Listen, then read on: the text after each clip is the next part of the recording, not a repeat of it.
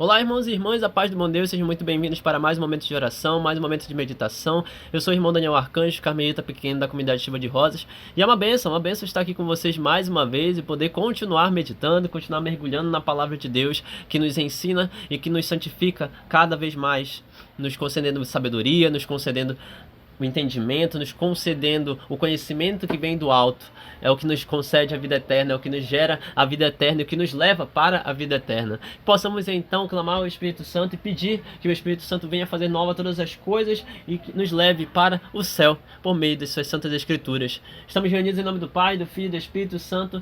Amém. Vem, Espírito Santo de Deus, tomar conta das nossas vidas. Vem, Espírito Santo de Deus, fazer nova todas as coisas. Vem, Espírito Santo de Deus, nós desejamos a Ti, nós precisamos de Ti, nós desejamos mais e mais da Tua graça poderosa. Vem, Espírito Santo de Deus, para que seja feita em nós a necessidade de santificação. Vem, Espírito Santo de Deus, porque Tu és verdadeiramente Deus que santifica as almas, que gera nos corações o fogo abrasador, que gera nos corações o movimento de oração, que gera nos corações o mergulhar, o desejo de mais e mais ir fundo e fundo na santidade, no amor, na misericórdia do bom Deus. Nós desejamos, Espírito Santo, a Ti, nós queremos mais e mais a Ti, fazendo um novo Pentecostes em nós. Por Jesus Cristo, Senhor nosso. Amém. Primeira leitura, profecia de Oséias. Assim fala o Senhor: eles constituíram reis sem minha vontade, constituíram príncipes sem meu conhecimento. Sua prata e seu ouro serviram para fazer ídolos e para sua perdição. Teu bezerro, ó Samaria, foi jogado ao chão. Minha cólera inflamou-se contra eles. Até quando ficarão sem purificar-se? Este bezerro provém de Israel. Um artesão fabricou-o, isso não é um Deus. Será feito em pedaços esse bezerro de Samaria. Semeiam ventos, colherão tempestades. Se não há espiga, o grão não dará farinha. E mesmo que dê, estranhos vão comer. Efraim ergueu muitos altares em expiação do pecado, mas seus altares resultaram de pecado. Eu lhes deixei por escrito grande número de preceitos, mas estes foram considerados coisas que não lhes toca. Gostam de oferecer sacrifícios, imolam carnes e comem, mas o Senhor não os recebe. Antes, o Senhor lembra seus pecados e castiga as suas culpas. Eles deverão voltar para o Egito. Palavra do Senhor. Graças a Deus. Salmo responsorial. Confia, Israel, no teu Senhor. Confia, Israel, no teu Senhor. É nos céus que está o nosso Deus. Ele faz tudo aquilo que Ele quer. São os deuses pagãos, ouro e prata. Todos eles são obras humanas. Tem boca e não podem falar. Tem olhos e não podem ver. Tem nariz e não podem cheirar. Tendo ouvidos, não podem ouvir. Tem mãos e não podem pegar. Tem pés e não podem andar. Como eles serão seus autores, que os fabricam e neles confiam. Confia, Israel, no teu Senhor. Ele é teu auxílio e escudo. Confia a Arão no teu Senhor. Ele é teu auxílio e escudo. Confia, Israel, no teu Senhor. O Senhor esteja conosco, Ele está no meio de nós. Evangelho de Jesus Cristo segundo São Mateus. Glória a vós, Senhor. Naquele tempo, apresentaram a Jesus um homem mudo que estava possuído pelo demônio. Quando o demônio foi expulso, o mudo começou a falar. As multidões ficaram admiradas e diziam: nunca se viu coisa igual em Israel. Os fariseus, porém, diziam: é pelo chefe dos demônios que ele expulsa os demônios. Jesus percorria todas as cidades e povoados, ensinando em suas sinagogas, pregando o evangelho do reino e curando todo tipo de doença e enfermidade. E vendo Jesus, as multidões, compadeceu-se delas, porque estavam cansadas e abatidas como ovelhas sem pastor. Então disse aos seus discípulos: a messe é grande, mas os operários são poucos. Peçam ao dono da messe que envie trabalhadores para a sua colheita. Palavra da salvação. Glória a vós, Senhor. Que as palavras do Santo Evangelho perdoem os nossos pecados e nos conduzam para a vida eterna. Amém. Meus irmãos e irmãs, hoje o Senhor vem falar para nós sobre algo muito interessante.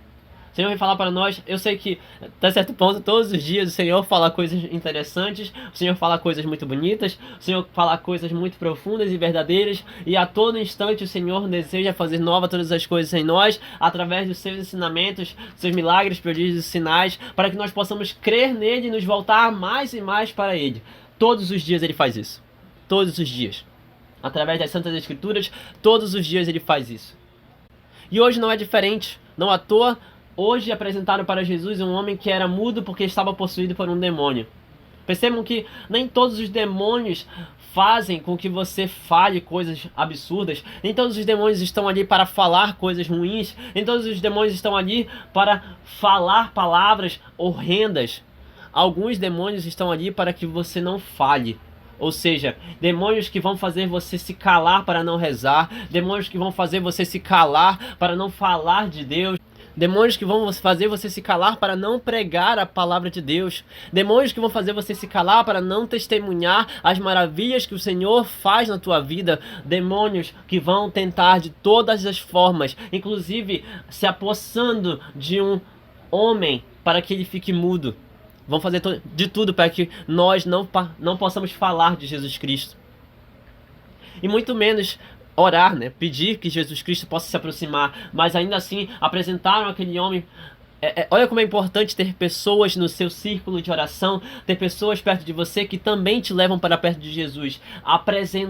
Algumas pessoas apresentaram para Jesus aquele homem que era mudo porque estava possuído por um demônio.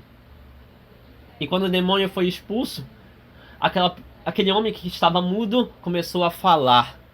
Depois que Jesus expulsou o demônio de dentro daquele homem, ele começou a falar. As multidões ficaram admiradas. As multidões diziam: nunca se viu coisa igual em Israel. As multidões desejavam verdadeiramente que aquilo pudesse ser falado, aquilo pudesse ser anunciado. Percebam que depois que o demônio que deixou aquele homem mudo foi expulso, as multidões falavam dos feitos de Jesus, as multidões ficavam admiradas com o que Jesus fazia. Nunca se viu coisa igual em Israel. Mas os fariseus diziam o contrário. É pelo chefe dos demônios que ele expulsa os demônios.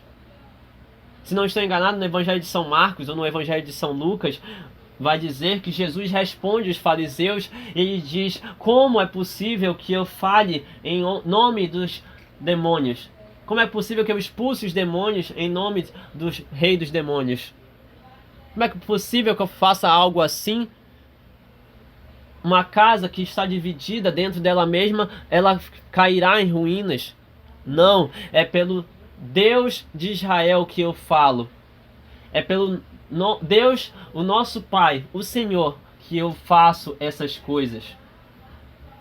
E Jesus segue a sua caminhada, segue evangelizando, segue a sua vida missionária, percorrendo todas as cidades e povoados, ensinando nas sinagogas, pregando o evangelho do reino, como nós meditamos, como nós contemplamos no terceiro mistério luminoso, curando todo tipo de doenças e enfermidades, falando em prol do nosso Senhor Jesus Cristo, falando em prol de Deus, nosso Pai, que nós possamos fazer o mesmo que Jesus, que nós possamos ter coragem de enfrentar os demônios que querem nos deixar mudos, que nós possamos ter coragem de anunciar a palavra de Deus, que nós possamos ter coragem de pregar, de ser pregadores de fato, de ser testemunhas vivas de tudo aquilo que Deus faz em nossas vidas, de tudo aquilo que Deus faz em nosso favor, de tudo aquilo que Jesus fez. Com que frequência você anuncia o Evangelho, meu irmão, minha irmã? Com que frequência você medita o Evangelho para outros? Com que frequência você leva a palavra de Deus para teus filhos e filhas, para teus irmãos e irmãs, para teus amigos? Com que frequência? Com que frequência? Vendo Jesus as multidões, compadeceu-se delas porque estavam cansadas e abatidas como ovelhas sem pastor. Olha que palavra interessante, olha que versículo forte e bonito.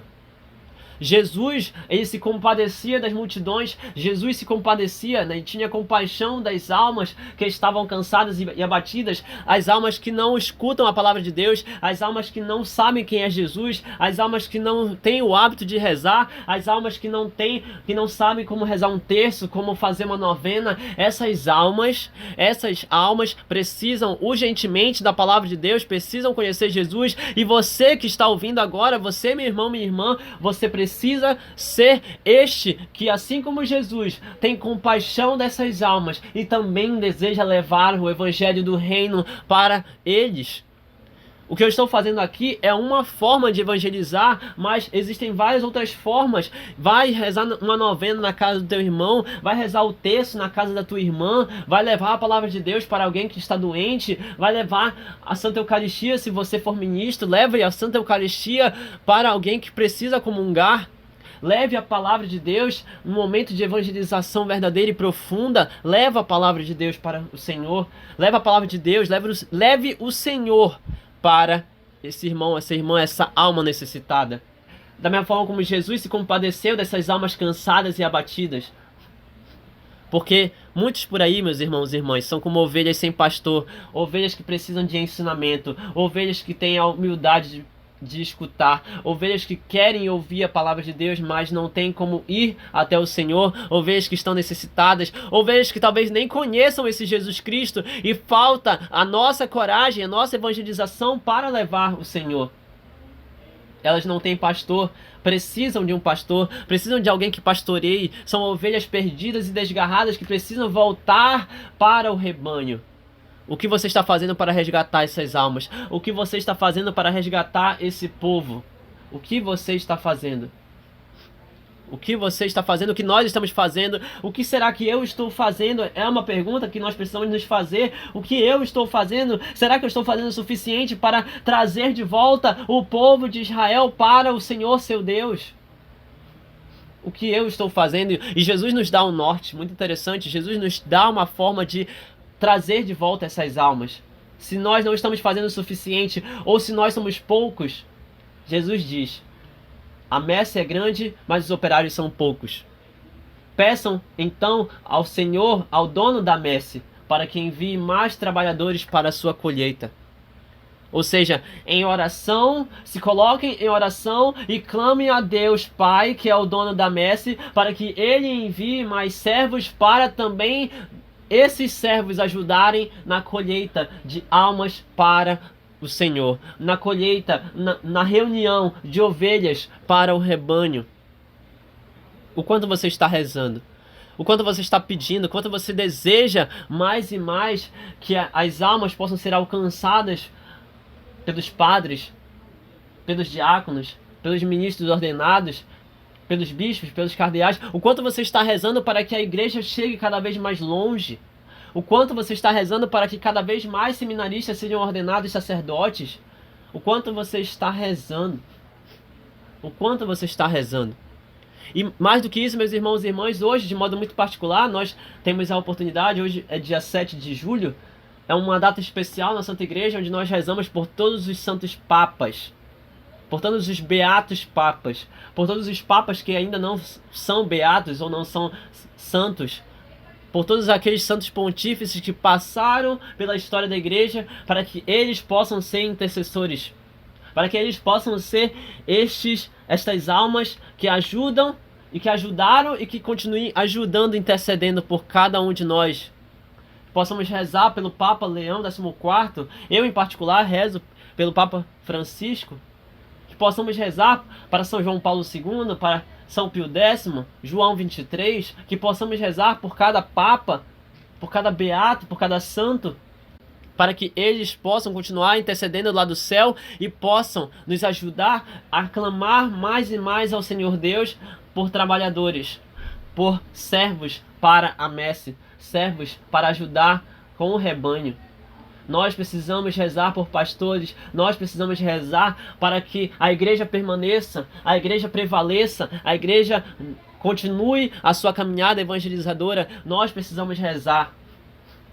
Porque se nós não fizermos isso, meus irmãos e irmãs, se nós não nos voltarmos para a Santa Igreja, se nós não obedecermos à Santa Igreja, se não rezarmos pela messe, se não rezarmos para que venham mais trabalhadores e mais servos, se não rezarmos pelos sacerdotes, se nós não concordarmos com os sacerdotes, se não desejarmos mais e mais da vida em obediência para os sacerdotes, para com os bispos, para com os cardeais e para com os nossos papas, se nós não vivermos em santa obediência e caminhando em unidade com a Santa Igreja, nós viveremos aquilo que está na profecia de Oséias.